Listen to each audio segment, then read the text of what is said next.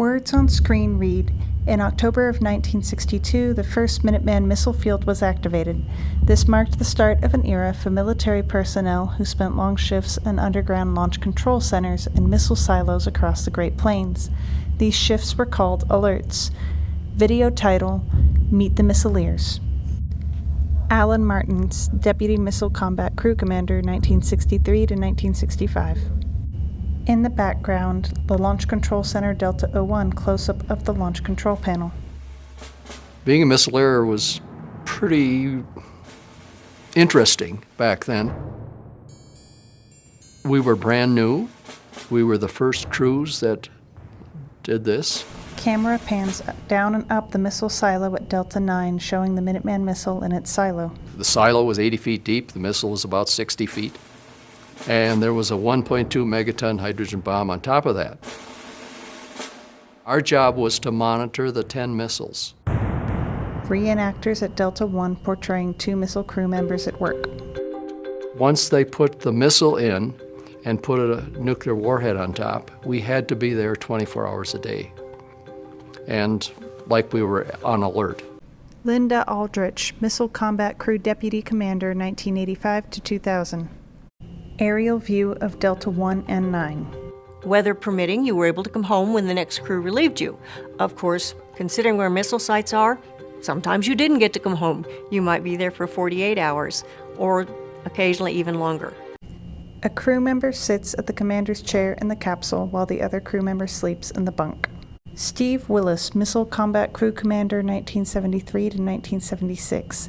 Historic photograph of Steve Willis and his deputy crew member standing in front of the blast door at Delta 1. We had a schedule. The deputy and I would drive out and take over the alert. We'd go downstairs, and these guys had been there for 24 hours, and they're ready to go home. Crew members take the elevator down to the control center underground and enter the blast door. Crew members take the padlocks off of the red lockbox. A red code authenticator booklet sits on the desk. And we would go through the crew change. They would take their padlocks off the red box. That's where the launch keys were, and that's where the code packs were. Tucker Fagan, Missile Combat Crew Member, 1968 to 1973. We had these locks. I mean to tell you, I practiced, so that the first time that I had opened that lock to get the red documents out, I did not mess it up. Crew members speaking on the phones in the control center. As soon as the padlocks were clicked, we were in control of the capsule. Footage from the Launch Control Center shows painted instructions, no lone zone, 2-man concept mandatory. Out on alert, there's only 2 of us. 2 crew members working in the control center. James Bench, Missile Combat Crew Commander, 1975 to 1982. Historic photographs of James Bench and his crew member at Delta 1.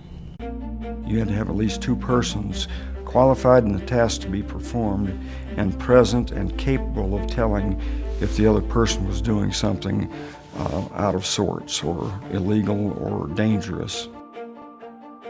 Everything was handled through the 2 officers in the capsule for security, for maintenance. Alonzo Hall, Missile Maintenance, 1975 to 1995. Missile maintainers working in the silo at Delta 9. The maintenance teams have to go out to the launch facilities and the capsule because something is not working right, and it's up to me, my team, to get it back up so they can actually do what they have to do when the time comes. Steve Gifford, Missile Security Police, 1983 to 1986. Security Police Badge for the Air Force, 45th Missile Security Patch featuring a missile and 2 rifles. When maintenance teams were sent out to the missile field, they always had to have a security team with them.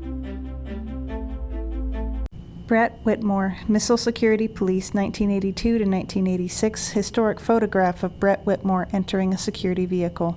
We were responsible for escorting maintenance crews that had to do anything to do within the missile field. During the time frame that I was on crew, I was particularly cognizant of the importance of the job. It was still during the Cold War. Historic photograph of Linda Aldrich working in a control center. Footage of a nuclear explosion. We were standing on ground zero of World War III. We were target number one for any Soviet first strike. That's part of understanding the consequences of using nuclear weapons. Historic photographs of Minuteman personnel at work, posing in front of vehicles and having fun on the job. This is still the only job in the Air Force, to my recollection, that you take a person that's average age about 21, 22 years old, and you send them in the field to work unsupervised on nuclear weapons. When you're 20 years old, 21 years old, you don't think about the ramifications that you have a thermonuclear device in the ground. Some of that was stressful on your mind, and you didn't really like to think about it or talk about that aspect of it. So that's where you'd cut up and make jokes. Historic photograph of a cook pushing a cart full of food and dishes down a hallway. Anytime you do work like that, eating takes on so you ate 3 meals down there, so you would consider what you were going to eat and when you were going to eat.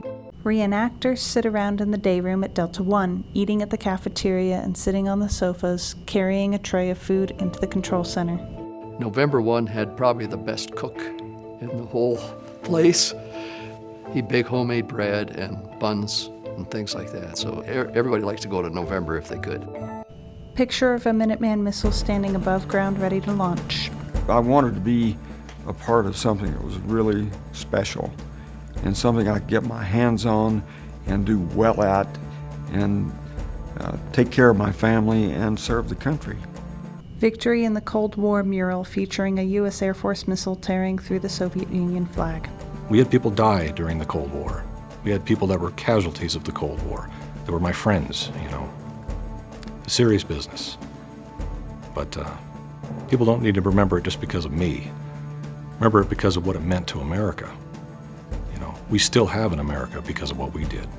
A copy of a plaque for a Minuteman security police officer who lost his life in the line of duty at missile site Juliet 6. I don't want America to remember the missiles. I want America to remember the people. There was a lot of men and women that, through their efforts, kept the potential enemy thinking. If we did our job, deterrence was real, and Russians would say, "Not today, comrade." They're on alert. That's what the nuclear forces have done, has created that environment where there's generally has been peace at the highest levels. And that's what we continue to do today.